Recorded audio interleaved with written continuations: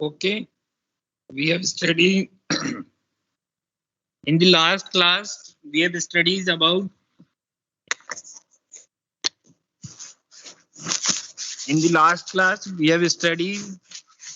about time dependent Schrodinger equation, time independent Schrodinger equation. In time dependent Schrodinger equation, we have studied two types of Schrodinger equation. One is one dimensional Schrodinger equation and another is three dimensional Schrodinger equation. And अपन कहकर आए थे there are too many types of operator which we have used, and we have already told that in that operator कुछ short note भी बन सकते हैं, जैसे for example अपन ने जैसे काम में लिया है, कौन कौन से काम में लिए हैं, हैमिल्टोनियन ऑपरेटर काम में लिया है। तो ये हैमिल्टोनियन ऑपरेटर में अपन ने ये कहा था, और लास्ट में हमने इसको with respect to we have discuss with respect to 11 first chapter of 11th class that कि अगर दोनों की एनर्जी और डायमेंशंस इक्वल हैं, मींस जो है लेफ्ट हैंड साइड जो होगा LHS शुड बी एनर्जी, और एनर्जी अगर लेफ्ट हैंड साइड एनर्जी होगी then it is represented by Hamiltonian. तो हमने इसको हैमिल्टोनियन कैपिटल एस से रिप्रेजेंट करा और ये अपना एक ऑपरेटर कहलाया। तो in the next time what we want to say कि अगर क्वेश्चन आता है इस तरह से कि व्हाट इज हैमिल्टोनियन ऑपरेटर, आपने क्वेश्चन कौन कौन से बने छोटे question, what is Hamiltonian operator, what is normalisation condition and what is orthogonal condition. ये इस तरह से 3 क्वेश्चन बने हैं। और 13 मार्क्स के कौन कौन से क्वेश्चन बनते हैं, what is time dependent Schrodinger equation and what is time independent Schrodinger equation which we have studies in the earlier classes. और हमने इस तरह से भी करा कि if potential energy, if particle is free, if we have studies about free particle, then the potential energy of free particle is equal to 0. Then the Schrodinger equation can be represented as written, as shown in equation number 18. Suppose this is time independent Schrodinger equation. Similar, we have written time dependent Schrodinger equation. Now we have studied about general properties of Schrodinger equation. In general properties of Schrodinger equation हम हल्का सा पहले discuss करके आए हैं। Schrodinger equation जो है वो डिफरेंशियल इक्वेशन होती है फर्स्ट ऑर्डर की टाइम में। तो डिफरेंशियल इक्वेशन मेरे विचार से आप लोगों के आ चुका होगा, और नहीं भी आया है तो मैथमेटिक्स का पोर्शन है इस बार जो है फर्स्ट ईयर में आप लोगों के आएगा, तो आप देखेंगे कि उसके सॉल्यूशन जो है वो जो निकलते हैं वो अप्रोक्स इसी तरह से निकलते हैं जैसे अपन ये निकालते थे। फर्स्ट ऑर्डर के इक्वेशन फर्स्ट ऑर्डर के सॉल्यूशन निकलते हैं, और फर्स्ट ऑर्डर की डिफरेंशियल इक्वेशन आप लोग पढ़ेंगे और उसमें जो सॉल्यूशन निकलेंगे इसी तरह से डिफरेंशियल इक्वेशन के यहाँ क्या लिखा है देखें, दोबारा पढ़ें आप। जैसे here we have written that Schrodinger equation is a differential equation of first order in time. Means अपन क्या कह रहे हैं, Schrodinger equation जो है वो डिफरेंशियल इक्वेशन है फर्स्ट ऑर्डर की टाइम में। और एज ए रिजल्ट आप क्या कहेंगे, if we know the wave function psi of r of 0, r of 0, what we mean that t equal to 0, then we can determine the wave function at later time t. तो आप क्या कहेंगे, अगर आपको Schrodinger equation जो कि differential equation है अगर वो दी हुई है फर्स्ट ऑर्डर की टाइम में, तो आप उसके सॉल्यूशन निकाल पाएंगे। और सॉल्यूशन जो आप निकालेंगे आगे मैथ्स में आप लोग पढ़ेंगे, क्योंकि अपना ऑलरेडी काफी लंबा चौड़ा जो है काफी लंबा टॉपिक हो चुका है, इसलिए हम मैथ्स के पोर्शन में नहीं जा रहे, लेकिन केवल हम ये कहेंगे कि अगर श्रोडिंगर इक्वेशन आती है तो then we can return as then we can return as the solution of this equation can be written by psi equal to a sin kx plus b cos kx, और आगे उसके बाद where a and b are constant and we can find value of constant a and b. After finding the value of a and b, we can put the value in psi equal to a sin kx plus b cos kx.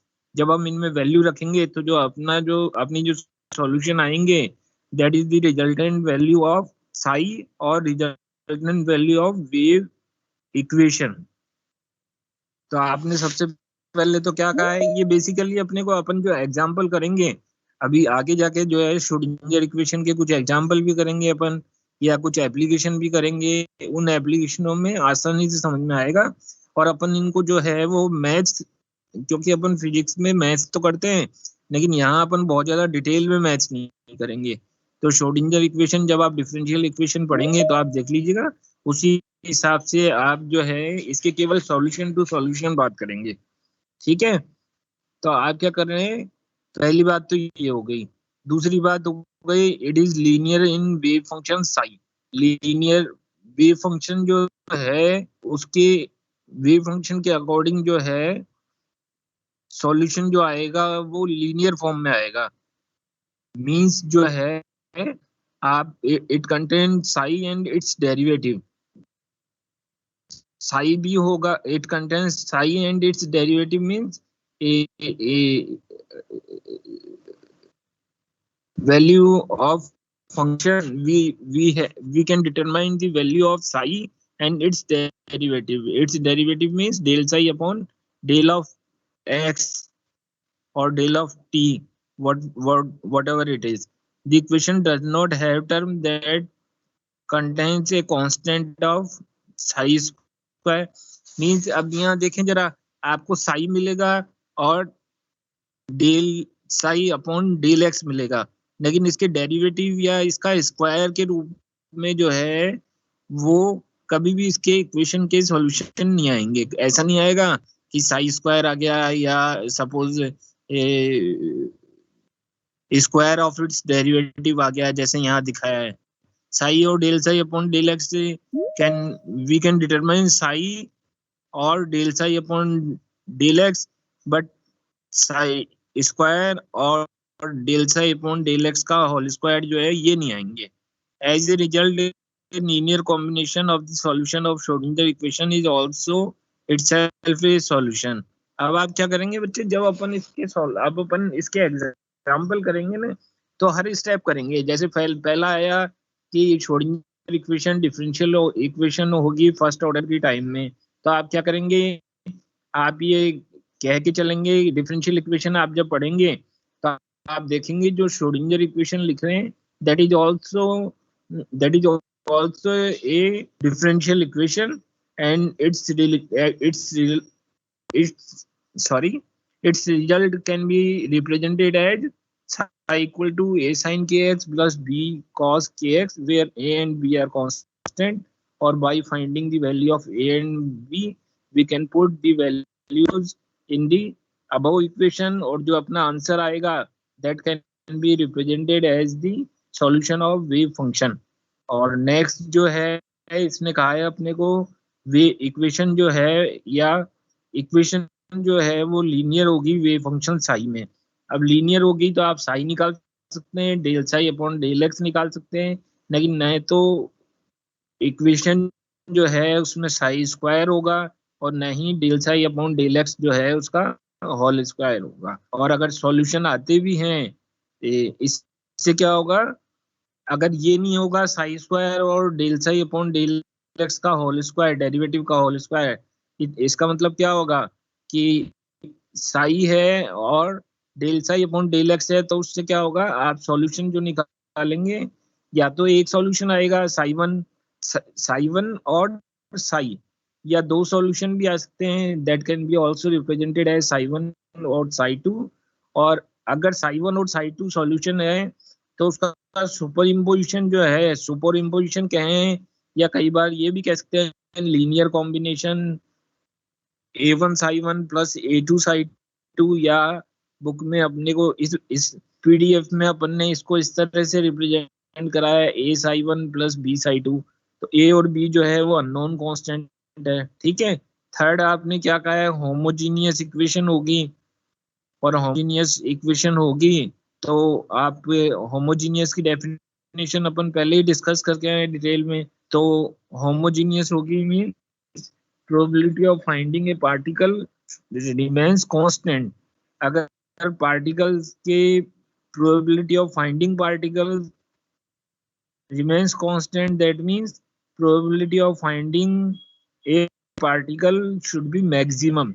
और maximum कितनी कितनी होगी, जो भी अपन कह के चलते हैं, अगर अपन पहले ही कह के चलते हैं कि let a particle is moving in the box, तो मूविंग इन दी बॉक्स आपने पहले ही कह दिया तो पार्टिकल बॉक्स के अंदर ही पाया जाएगा। तो वो जो है वो मैक्सिमम होगी, that should be equal to 1। और आप कह देंगे कांस्टेंट रहेगी with respect to time, it either it should it is either it is equal to 1 or it is equal to 0। अगर आप कह रहे हैं कि let a particle is moving, then it should be equal to 1, और if there is no particle is moving in the box, then it should be equal to 0। ठीक है। तो नेक्स्ट इसने क्या रखा है, प्लेन वेव फंक्शन जो है वो पॉसिबल सॉल्यूशन होगा श्रोडिंगर इक्वेशन का। और ये देखें जरा, ये आपने क्या करिए, general properties of Schrodinger equation, ये एक छोटा क्वेश्चन बनता है। छोटे क्वेश्चन जो अपन बता रहे हैं वो 3 मार्क्स के हैं। मैं आपको पेपर का जब पैटर्न बताऊं, अपन पेपर का जब पैटर्न लास्ट में डिसाइड कर वो डिस्कस करेंगे तो देखेंगे कितने नंबर के कितने क्वेश्चन आते हैं एज पर दी न्यू क्यूरिकुलम, जो नया सिलेबस बना है। और लॉकडाउन के कारण जो अपने पेपर बनेंगे, वो जो पेपर आ रहे हैं उसमें कितने कितने मार्क्स के कैसे क्वेश्चन आएंगे, that will be discussed later. ठीक है। नेक्स्ट उसने क्या रखा है, physical significance of wave function. Physical significance तो आपको बेसिकली आप फिजिकल सिग्निफिकेंस को अपने वर्ड्स में पहले अपन डिस्कस कर लेते हैं, फिर इसको आप लोग पढ़ लीजिएगा। फिजिकल सिग्निफिकेंस में आप क्या कहेंगे, फिजिकल सिग्निफिकेंस में हमने क्या कहा, इफ हम as we have already discussed, a particle is moving, when a particle is moving in a box, then a wave, when a particle is moving in a box, then a wave is also attached with that particle, and that wave is called matter wave। और उस matter wave से associated ए wave function जो होगा, that can be represented as psi, which is dependent on r position vector and t time। Okay, then by this wave function we have introduced a Schrodinger equation, and Schrodinger, और ये Schrodinger equation Schrodinger equation is similar, जैसे अपन classical mechanics में Newton's equation पढ़ के आए, means Schrodinger equation जो है quantum mechanics में पार्टिकल के कंप्लीट बिहेवियर को रिप्रेजेंट करती है, या कंप्लीट डिस्क्रिप्शन को रिप्रेजेंट करती है। और इनको कई वर्ड अदर वर्ड्स में ये भी कह सकते हैं, पार्टिकल के बिहेवियर को बताती है। किसी भी पोटेंशियल फील्ड में जो पार्टिकल मूव करेगा वो that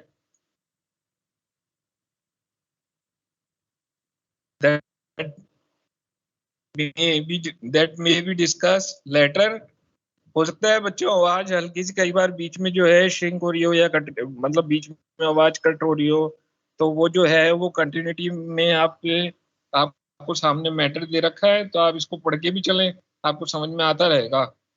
मैं थोड़ा सा हटके बोल रहा हूँ अपने शब्दों में, बाकी कंटेंट जो है वो यही है। तो अगर आपने वो कहा गया है, एक पार्टिकल है और पार्टिकल के साथ एक वेव, जो पार्टिकल के साथ हम कहते हैं वेव एसोसिएटेड रहती है एज पर क्वांटम मैकेनिक्स। और क्वांटम मैकेनिक्स के अकॉर्डिंग अगर वेव एसोसिएटेड रहेगी, और तो अपन ने उस वेव को नाम दिया मैटर वेव। और वो मैटर वेव जो है अपन ने किसी वेव फंक्शन से रिप्रेजेंट करनी थी, तो आपने वेव फंक्शन जो है साइज से रिप्रेजेंट करी है, और जो इक्वेशन बनाई है यहाँ पर पार्टिकल के मोशन के लिए, that equation is represented as Schrodinger equation. और श्रोडिंगर इक्वेशन का सॉल्यूशन जो होगा, श्रोडिंगर इक्वेशन जो है वो कंप्लीट डिस्क्रिप्शन को रिप्रेजेंट करेगी पार्टिकल के बिहेवियर को, जबकि पार्टिकल एक पोटेंशियल फील्ड में वी ऑफ आर टी में represent V of r t में मूव करता है। ठीक है। और psi of rt is a complex function which itself has no physical meaning, but it can be made related to the probability of finding the particle at the position r at time t। ठीक है। Next देखें जरा, यहाँ probability density के बारे में इसने बता रखा है, ये भी हम डिस्कस करके आए हैं पहले से ही कि प्रोबेबिलिटी डेंसिटी जो है किसी भी कॉम्प्लेक्स वेव फंक्शन के लिए जब अपन निकालते हैं, then it can be represented as P of RT. P of RT is probability density. It should be equal to magnitude of psi of RT whole square of magnitude of psi of RT। और जब भी अपन इसको खोलेंगे तो अभी तक तो आप क्या करके आए थे, मैथमेटिकल फंक्शन की करके आए थे प्रोबेबिलिटी निकालना, तो वो आसानी से निकाल लेते थे। लेकिन यहाँ किसी भी वेव कॉम्प्लेक्स वेव फंक्शन की प्रोबेबिलिटी निकालते हैं, हमने कई एग्जांपल भी इसके कर लिए, और हम किस तरह से करेंगे, जब भी आप इसको निकालेंगे then it can be represented as psi star of psi rt, where psi star is the complex conjugate of wave function. Complex conjugate means iota can be represented as minus iota, and P of RT is probability density. We can also represent it as P of RT of dV. If dV अगर अपन left hand side में लगाएंगे तो right hand side में लगा सकते हैं, और dV लगाते ही क्या होगा, probability of finding particle in the whole volume dV, जो कि आपका वॉल्यूम है उसका। अब देखें जरा, यहाँ पर आपने लगाया क्या है, नॉर्मलाइजेशन ऑफ वेव फंक्शन। तो मान लेते हैं suppose we have to find out the particle somewhere in space, and total probability of finding the particle is unity। unity means particle जो है exist कर रहा है, then we can represent it as a integration of 0 to infinity psi of rt magnitude square dx dy dz or dv, whatever it is, we can represent it either dx dy dz or dv, it should be equal to 1। Means अपने को limit जो है अपने according रखनी है, जैसा कि अपने को एग्जाम्पल में दे रखा है। ठीक है। And it the wave function psi of rt is said to be normalized, and this is the normalization condition।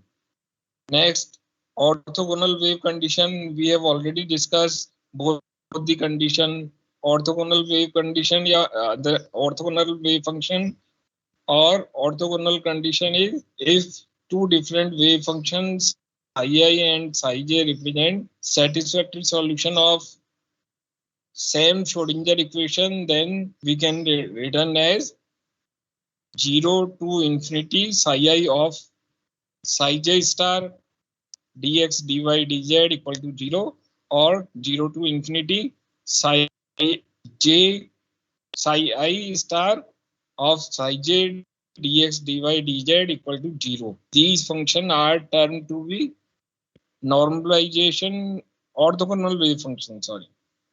ठीक है। तो अपनी जो ये प्रॉपर्टी अपन करके आए थे डिस्कस, ये देखें जरा, बहुत ही ज्यादा इंपॉर्टेंट क्वेश्चन है, what is the physical significance of wave function.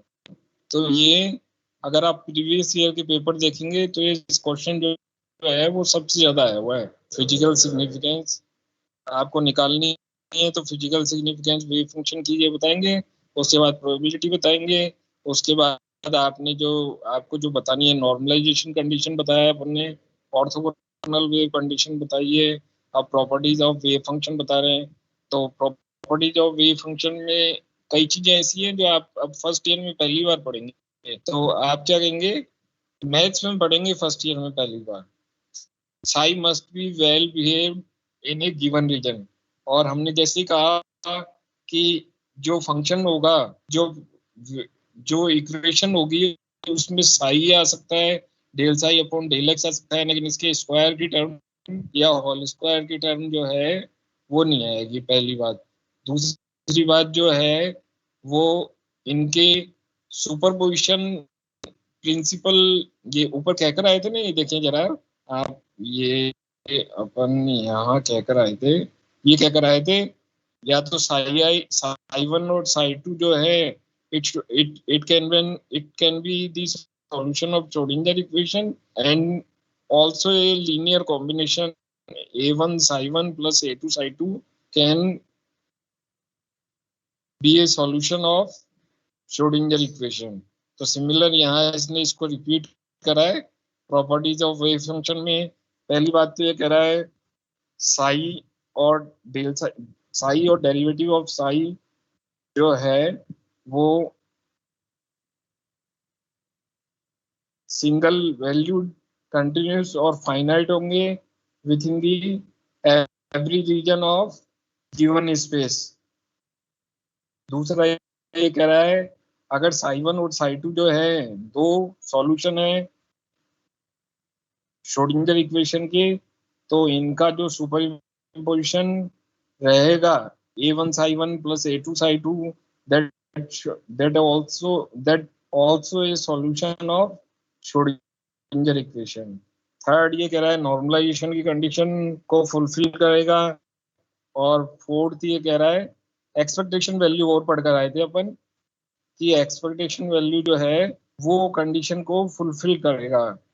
Expectation value पढ़कर आए थे minus within the limit of minus infinity to plus infinity psi star q psi of dV divided by minus infinity to infinity psi star psi of dV. अगर normalise होगा तो नीचे वाला denominator 1 हो जाएगा और ये जो एक्सपेक्टेशन वैल्यू है that can be represented as above equation. Time क्या हो रहा है बच्चों, टाइम हो रहा है 2:30। ओके देन देखिए ना, मैं आपको बता रहा हूँ कई चीजें बुक में जो है वो, जो चीज अगर इस पीडीएफ में मिसप्रिंट आती है, बुक में मिसप्रिंट आती है, तो मैं आपको उसी हिसाब से बोल देता हूँ। इसमें मैंने कुछ क्वेश्चन भी स्कैन करके दे रखे हैं, आप कुछ क्वेश्चन भी हैं इसमें, वो क्वेश्चन भी देख के चलें। अब देखें बच्चे, इसका जो है अपने पास एक एप्लीकेशन भी है। अगर अपन श्रोडिंगर इक्वेशन का चैप्टर देखेंगे तो श्रोडिंगर इक्वेशन की एक एप्लीकेशन है सिलेबस में, free particle in one dimensional box. And free particle in one by dimensional box के लिए आपको क्या है, कंडीशन लेनी पड़ेगी। For condition what we have to do. Am I audible students? Yes sir. Hello, yes sir. Very good. Yes sir. बेटा अगर कोई प्रॉब्लम होने तो बीच में आप लोग जो है, मैंने पूरी स्क्रीन ले रखी है इसलिए हैंड रेज तो मुझे नहीं दिख पाएंगे, लेकिन आप लोग जो है बीच में जो है नेट से पूछ सकते हैं कि sir I have a doubt and we will try to clear that doubt. ठीक है, क्योंकि क्या है अपने लिए क्वांटम मैकेनिक्स बिल्कुल नया सब्जेक्ट है और ये बहुत, अपन जो चैप्टर पढ़ रहे हैं वो बहुत छोटे छोटे चैप्टर है और इनमें से कोई भी क्वेश्चन मिस नहीं होना चाहिए, क्योंकि मैथमेटिकल पार्ट ज्यादा है। बेशक उस मैथमेटिकल पार्ट का फिजिकल इंटरप्रिटेशन भी है, लेकिन मैथमेटिकल पार्ट ज्यादा है। तो इन चैप्टर्स में से क्वेश्चन जो आएंगे उनके नंबर नहीं कटने चाहिए। मैं तुम्हें अभी थोड़े दिन बाद पेपर भी करवाऊंगा, थोड़े दिन बाद न्यूमेरिकल भी करवाऊंगा, पुराने सालों में जितने भी आए हुए हैं और जितने तरह के आए हुए हैं वो भी डिस्कस करेंगे। लेकिन अपना एक नंबर भी जो है वो इधर का उधर नहीं होना चाहिए। मैं आप लोगों को बार बार कह रहा हूँ क्योंकि ये चैप्टर जो है दिखने में मुश्किल है, लेकिन एक बार अगर आप पढ़ लेते हैं तो आप लोगों के लिए आसान रहेगा। तो इसका अपन टॉपिक कर रहे हैं free particle in one dimensional. Basically it is an application of Schrodinger equation. In Schrodinger equation what we have, अपन क्या करते हैं ये देखें जरा। ऊपर से मैं आपको पढ़ता हुआ आऊंगा, लेकिन यहाँ हम ये करते हैं, suppose this is a one particle one dimensional potential box. One dimensional potential box means अपन एक डायमेंशन की बात कर रहे हैं। अब यहाँ देखो इसमें जो इन द फिगर डायमेंशन कौन सा रिप्रेजेंट किया गया है, एक्स डायमेंशन रिप्रेजेंट किया गया है, और एक्स डायमेंशन रिप्रेजेंट किया गया है, पहली बात। दूसरी बात, आपको जो डायमेंशन रिप्रेजेंट किया गया है उसमें पार्टिकल कोई मूव कर रहा है। अब पार्टिकल कोई मूव करेगा तो एक्सटर्नल एनर्जी तो अपन उसको दे ही नहीं रहे कि वो काइनेटिक एनर्जी से मूव करेगा। वो अपनी पोजीशन में अगर अपनी पोजीशन एक बार मूव करता है तो उसमें क्या होगा, kinetic energy potential energy store होगी, और हम उसकी पोटेंशियल एनर्जी की हिसाब से जो है स्टडी कर रहे हैं। तो देखिए जरा वन डायमेंशनल पोटेंशियल बॉक्स, हम ये मान के चलते हैं जैसा कि ऊपर भी दे रखा है, दो कंडीशन दे रखी है, Vx equal to 0 when x is in between 0 to a। मतलब पोटेंशियल की वैल्यू जो है that is equal to 0 when x is in between 0 to a। जब आपका बॉक्स जो है, मान लेते हैं m मास का कोई पार्टिकल है, वो एक बॉक्स के अंदर मूव कर रहा है। बॉक्स का इनिशियल पॉइंट जो है x इक्वल टू 0 है, एंड फाइनल पॉइंट ऑफ या last point of box is x equal to a। तो what is the condition of potential energy in the box? Vx equal to 0 when x is in between 0 to a। या other word या आसान word में आप क्या कह सकते हैं, एक पार्टिकल m मास का एक पार्टिकल मूव कर रहा है बॉक्स के अंदर x डायमेंशन में, जबकि कंडीशन पोटेंशियल एनर्जी की ये दे रखी है, x इक्वल Vx की वैल्यू जो है वो 0 दे रखी है बॉक्स के अंदर। अभी केवल अंदर बात करी है, ये अपन ने जो बात करी है वो इसकी वॉल पे भी बात नहीं करी है। नेक्स्ट कंडीशन देखिए जरा। अब इसने क्या कर रखा है, सेकंड कंडीशन इज पार्टिकल क्या है, केवल बॉक्स के अंदर ही मूव कर रहा है, बॉक्स से बाहर नहीं आ रहा है, पहली बात। दूसरी बात जो है ये कह रहा है when x is less than equal to 0। जब x की वैल्यू 0 से कम हो या 0 के इक्वल हो तो Vx इक्वल टू इंफिनिटी रहेगा। समझ में आ रही है ना, यहाँ लिखी हुई देखें, Vx equal to infinity when x is less than equal to 0। ये थीटा दिख रहा है, थीटा नहीं है, 0 है, ठीक है, क्योंकि अपन ने x इक्वल टू 0 माना है ना, ये बाउंड्री है अपनी। There are two boundary in the potential box, one is x equal to 0 and another is x equal to a। तो आप क्या कह रहे हैं, पहली बात तो ये हो गई, x इक्वल टू 0 जब है या x इक्वल टू 0 से कम जब है तो Vx की वैल्यू जो है वो इंफिनिटी है, पहली बात। दूसरी बात, दूसरी कंडीशन क्या रहेगी, second condition is Vx equal to infinity when x is greater than equal to a। इसका मतलब क्या होगा, जब x की वैल्यू 0 है या 0 से कम है तो पोटेंशियल एनर्जी जो रहेगी Vx, पोटेंशियल जो रहेगा दैट इज इंफिनिटी। और Vx की वैल्यू जब x इक्वल टू a जो है वो है या उससे ज्यादा है, उस कंडीशन में भी पोटेंशियल की वैल्यू जो रहेगी या पोटेंशियल की वैल्यू जो है, sorry, that is also infinity. इसका मतलब क्या हुआ, x इक्वल टू 0 और x इक्वल टू a के बीच में तो पोटेंशियल जो है दैट इज इक्वल टू 0, और x इक्वल टू 0 पर और x इक्वल टू 0 से पहले पोटेंशियल एनर्जी इंफिनिटी है। मतलब वॉल पे भी पोटेंशियल इंफिनिटी है, और वॉल पे x इक्वल टू a पे पोटेंशियल इंफिनिटी है, और x इक्वल टू a से आगे भी पोटेंशियल इंफिनिटी है। अब ये बाउंड्री भी कहला सकती है, इसीलिए इसको कई बार बाउंड्री कंडीशन भी कहेंगे अपन कि x इक्वल टू 0 पे भी पोटेंशियल इन्फिनिटी है, x इक्वल टू a पर भी पोटेंशियल इन्फिनिटी है। तो आप क्या कहेंगे, a particle is moving in the box and in the box potential is 0 and in the boundary of the potential box potential is infinity। अब पहले देखते हैं इसमें जो दे रखा है उसको उसी पे चलते हैं, फिर अपन नीचे आएंगे। क्या दे रखा है, एक मिनट बेटा।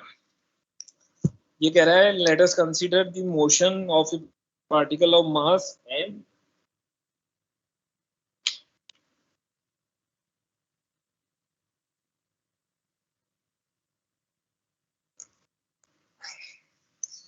just a minute।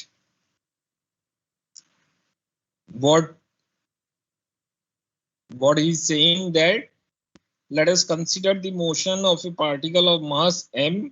We have studied motion of particle of mass m along x axis in one dimensional box। one dimensional box means अपन केवल x डायरेक्शन की स्टडी ही कर रहे हैं, which has perfectly rigid walls of infinite potential at x equal to 0 and x equal to a। जहां पर x equal to 0 और x equal to a पे infinite potential है, ठीक है। thus the motion of particle is within x equal to 0 and x equal to a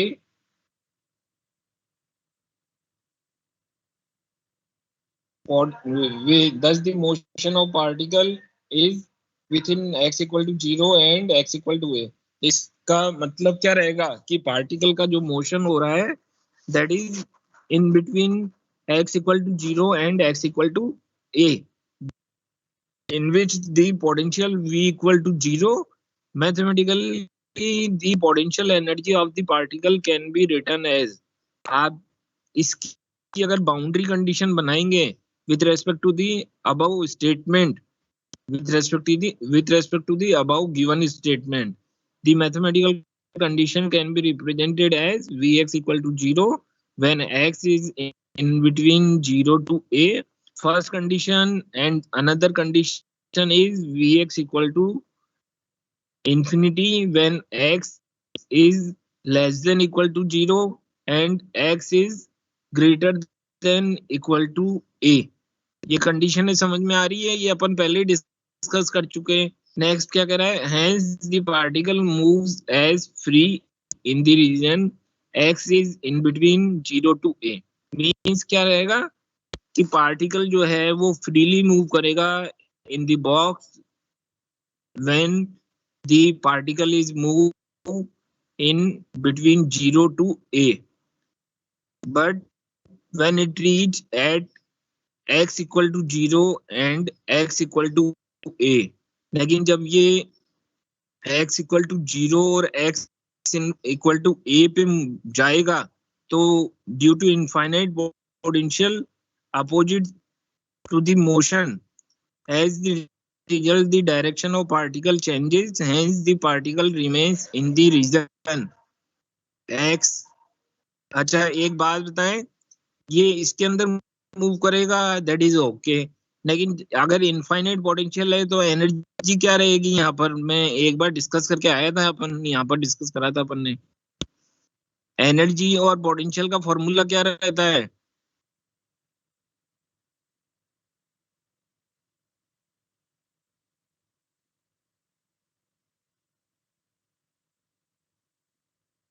energy का और force का और पोटेंशियल एनर्जी का रिलेशन क्या रहता है।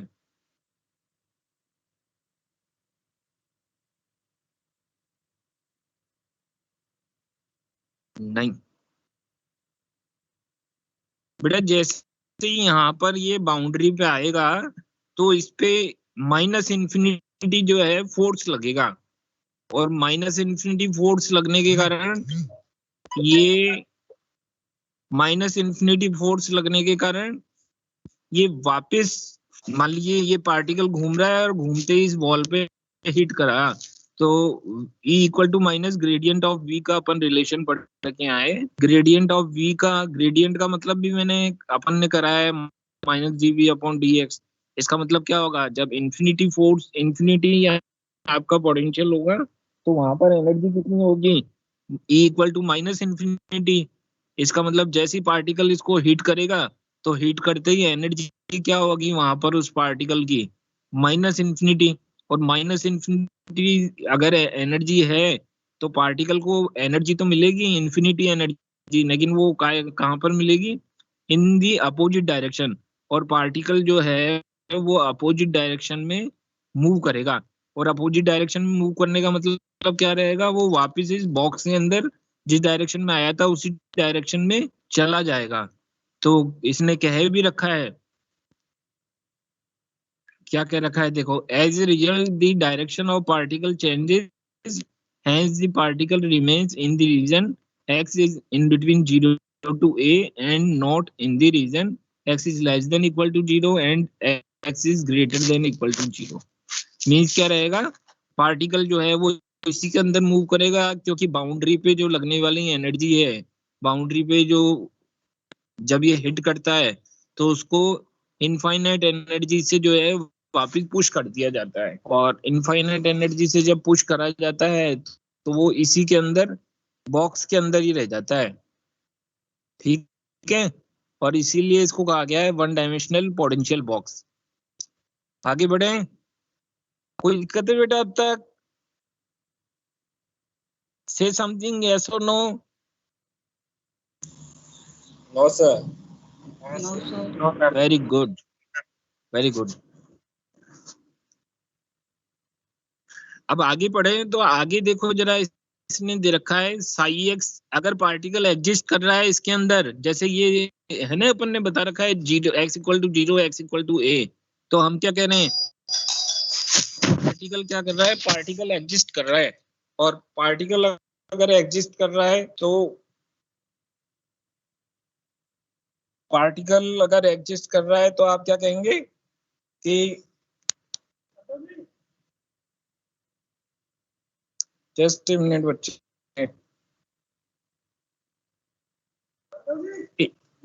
Just minute.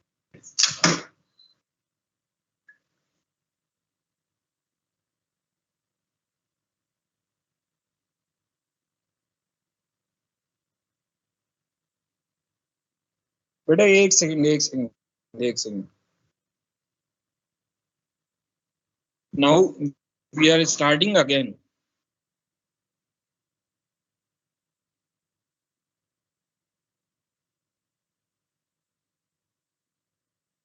देखिए जरा क्या होगा, इन इन one dimensional potential box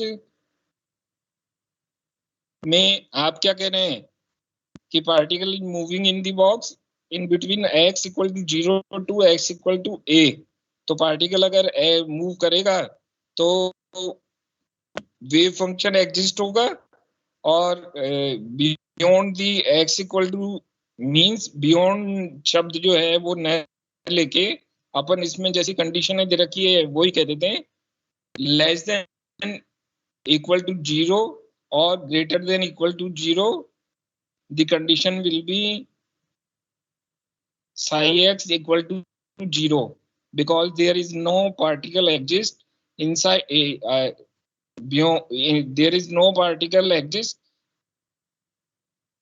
in the region x is less than equal to 0 or x is greater than equal to a, as the particle as there is as, क्योंकि हम कह रहे हैं कि केवल इसी के अंदर पार्टिकल एग्जिस्ट करेगा, इससे पहले भी एग्जिस्ट नहीं करेगा, इसके बाद भी एग्जिस्ट नहीं करेगा, इसकी बाउंड्री पे भी एग्जिस्ट नहीं करेगा।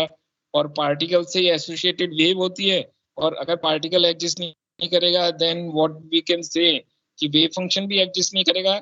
इसीलिए देखें जरा, इसने एक कंडीशन बनाई है जहां अपना फिगर खत्म हो रहा है ना, और ऊपर की ये पैरा खत्म हो रहा है, ये वाला। इस पैरा के नीचे देखो एक कंडीशन लिखी है, psi x equal to 0 when x is greater than equal to a and x is less than equal to 0। क्योंकि पार्टिकल एग्जिस्ट नहीं कर रहा है, यहाँ पर आ ही नहीं रहा है particle, then what we can say कि पार्टिकल एग्जिस्ट नहीं कर रहा है तो वेव फंक्शन भी एग्जिस्ट नहीं कर रहा। अब नेक्स्ट आगे देखें जरा। और इसमें तो क्या रहेगा, इसका जो अंदर का रीजन है in between x equal to 0 to x equal to a, वहां तो पोटेंशियल एनर्जी 0 है। पोटेंशियल एनर्जी 0 है तो आप क्या कहेंगे, पार्टिकल एग्जिस्ट करेगा। पार्टिकल एग्जिस्ट करेगा तो वेव फंक्शन होगा। वेव फंक्शन होगा तो we can also say that there should be some time independent there, we can represent there as time in, वहां पर आप क्या है, टाइम इंडिपेंडेंट श्रोडिंगर इक्वेशन के रूप में रिप्रेजेंट कर सकते हैं उस मोशन को। देन आपने क्या करा है यहाँ पर, इस इक्वेशन को पीछे जो अपन सॉल्व करके आए थे वो टाइम इंडिपेंडेंट श्रोडिंगर इक्वेशन काम में लिए इक्वेशन 1 के रूप में अपन ने लिखा हुआ है। और यहाँ आपने क्या करा है, वी एक्स इक्वल टू 0 अपने आप ही रख दिया उस इक्वेशन में। ठीक है, तो आपको मैंने उस टाइम भी कहा था, अपन डिस्कस करके आए थे तब, कि आपको ये इक्वेशन जो है वो सीधी याद रखनी पड़ेगी, टाइम इंडिपेंडेंट श्रोडिंगर इक्वेशन। ठीक है, इसको मैं आपको दिखाता हूँ, देखें। टाइम इंडिपेंडेंट श्रोडिंगर इक्वेशन जो थी इक्वेशन नंबर 1 के रूप में, टाइम इंडिपेंडेंट श्रोडिंगर इक्वेशन देखिए जरा, del square psi upon del x square plus 2m upon h cross square E of psi of r. तो हमने क्या करा है यहाँ पर, ये सिमिलर कंडीशन पुट हियर कि यहाँ पर जो है वही कंडीशन जो अपन पीछे निकाल कर आए थे, यहाँ पर अपने को वो निकालने की जरूरत नहीं है, अपन सीधे लिखेंगे as we know that the time independent Schrodinger equation can be written as, और आप इस इक्वेशन को सीधा लिख देंगे minus h cross square by 2m d square psi upon d x square equal to E of psi of x. एक छोटी सी चीज अपन कह सकते हैं इसको, चाहें तो आप ये भी कह सकते हैं कि इस चीज को आप सीधे याद कर लेंगे, क्योंकि लर्न नहीं करनी पड़ेगी अपने को, यहाँ आप सॉल्व करके और वैसे करके तो देखेंगे नहीं। कुछ चीजें जो है रिजल्ट टू रिजल्ट अपने को हर एक टॉपिक का जो है वो लर्न करना पड़ेगा।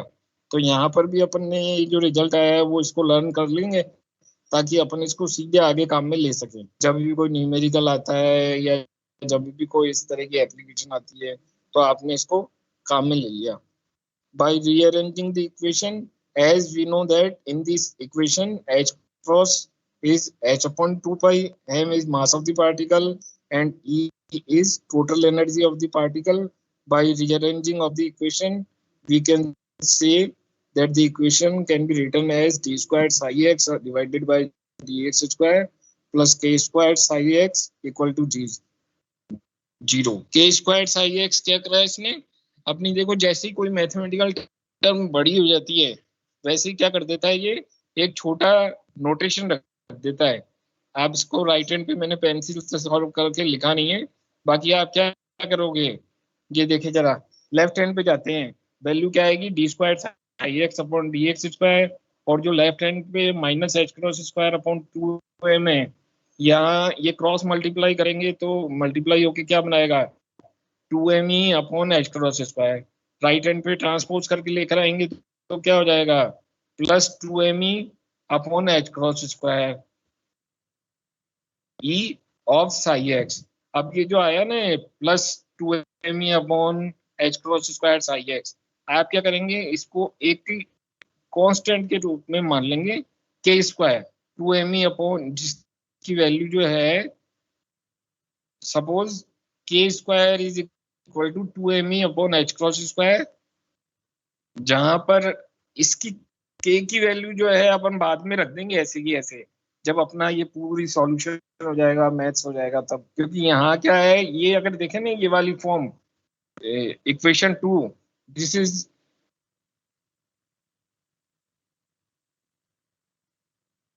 Differential equation. के स्क्वायर लिखा ही हमने इसलिए ताकि डिफरेंशियल इक्वेशन के रूप में बन जाए। तो डिफरेंशियल इक्वेशन का जो सॉल्यूशन होता है जनरल सॉल्यूशन, वो अपन लिखते हैं साई एक्स अगर इस तरह की इक्वेशन है, ये तो अपना माना हो गया, माना कह दीजिए, वेयर कह दीजिए, लाइट कह दीजिए, वॉट एवर इट इज, ये हमने मान लिया यहाँ पर।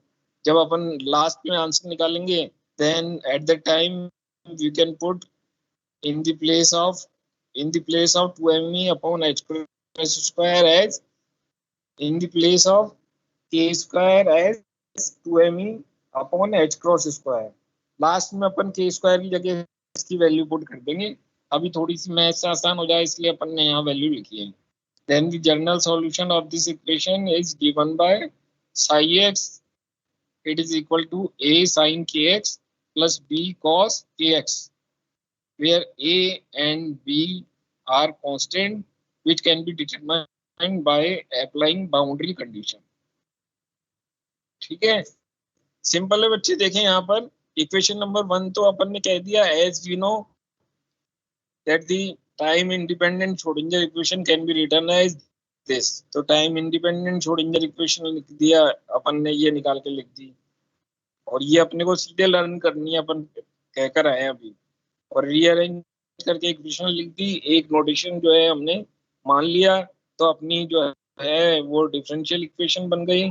सॉल्यूशन जो है डिफरेंशियल इक्वेशन के इस तरह से लिखते हैं, वो हमने इक्वेशन के सॉल्यूशन लिख दिए, और सॉल्यूशन लिखने से बाउंड्री कंडीशन जो है वो आपके पास आ गई, ए साइन के एक्स प्लस बी कॉस के एक्स। ठीक है, तो आपकी जो इक्वेशन निकल कर आई है इसमें 4 54 14 54, ठीक है, where a and b are constant. तो आप क्या करेंगे, बाउंड्री कंडीशन अप्लाई करेंगे जहां पर ए और बी जो है वो कांस्टेंट है।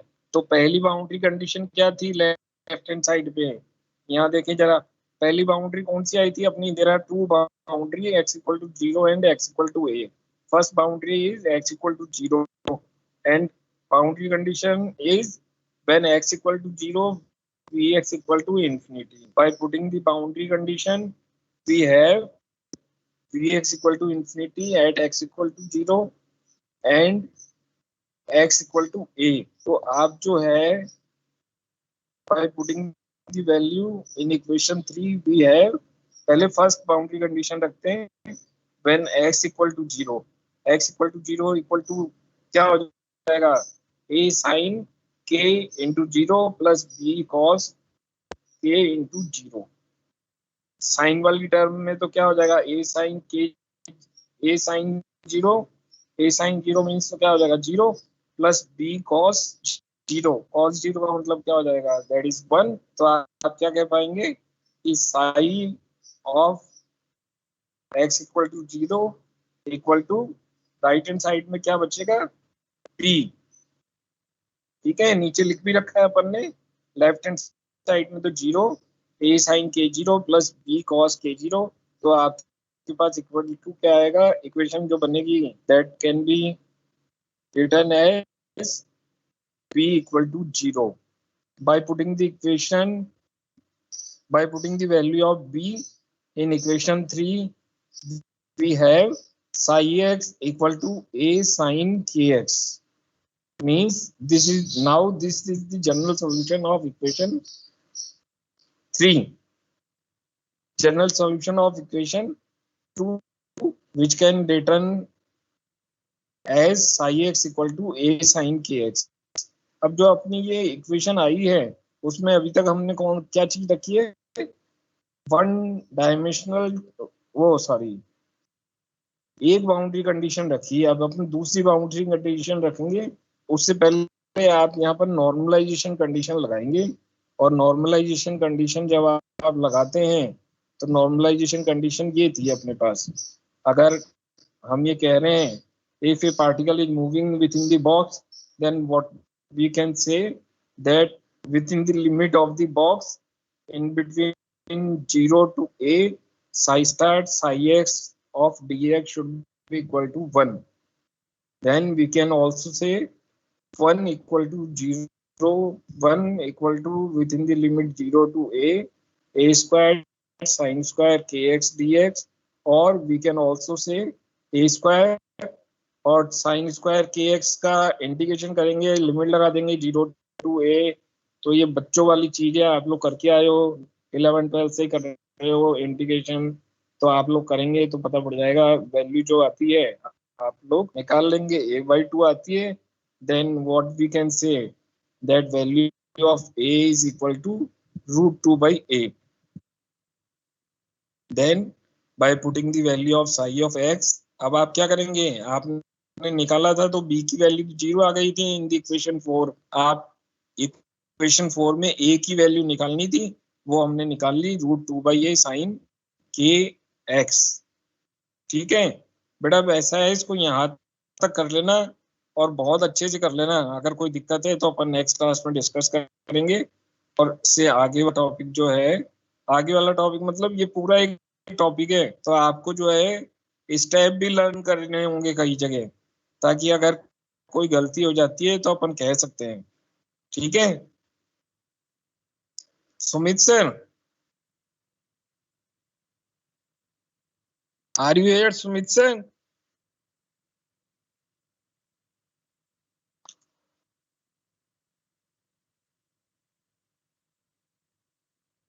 स्टूडेंट जाए नहीं कहीं पर भी, 1 मिनट।